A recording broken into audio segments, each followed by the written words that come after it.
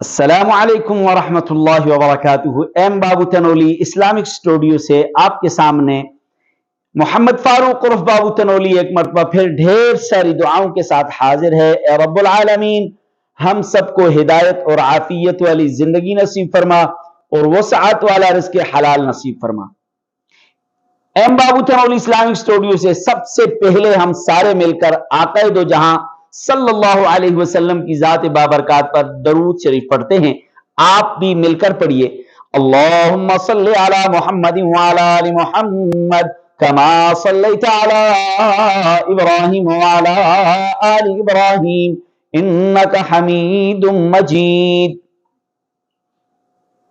کیا آپ جانتے ہیں کہ یہ رمضان المبارک کا آخری عشرہ چل رہا ہے؟ اس عشرے کے اندر ایک عمل جسے اعتکاف کہا جاتا ہے وہ سنت موقدہ علی الکفایہ ہے۔ لوگ مساجد کے اندر بیٹھ کر، گھروں کے اندر مائیں بہنیں بیٹھ کر اعتکاف کرتی ہیں۔ آپ کو پتا ہے اعتکاف کیسے ٹوٹ جاتا ہے؟ آپ کو پتا ہے کہ اعتکاف کو توڑنے والی چیزیں کیا ہیں؟ اگر نہیں پتا تو ویڈیو کو آخر تک دیکھیے تاکہ آپ کو پتا چل جائے۔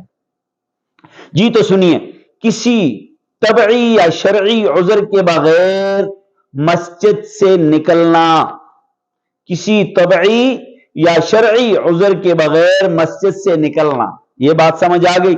نمبر 2، روزہ نہ رکھنا اعتکاف کی حالت میں یا روزہ رکھ کر توڑ دینا، اس سے بھی اعتکاف ٹوٹ جاتا ہے، فاسد ہو جاتا ہے۔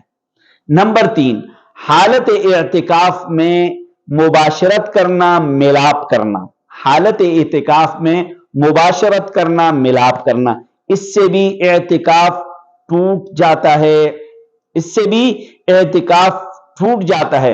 اور اگر عورت اعتکاف پہ بیٹھی ہے، حیض اور نفاس کا جاری ہو جانا، اس سے بھی اعتکاف ٹوٹ جاتا ہے۔ ان مسائل کو سیکھیں، سمجھیں۔ اور اسی طرح ایک شخص ہے، کسی عذر کی وجہ سے وہ مسجد سے نکل گیا، لیکن مسجد سے جو نکلا تو نکلا ہی رہا، حد سے زیادہ اس نے باہر وقت گزار دیا، تو اس سے بھی اس کا اعتکاف فاسد ہو جاتا ہے عند الاحناف۔ مسجد سے کسی عذر کی وجہ سے نکلا ہے اور اس عذر کی وجہ سے نکلنے کے بعد وہ حد سے زیادہ باہر ٹھہرا ہے، اس سے بھی اس کا اعتکاف ٹوٹ جائے گا، فاسد ہو جائے گا۔ امید ہے کہ آپ کو سمجھ آ گئی ہوگی۔ اگر سمجھ آئی ہے تو دوسروں کو ضرور پہنچائیے، شیئر ضرور کیجیے۔ السلام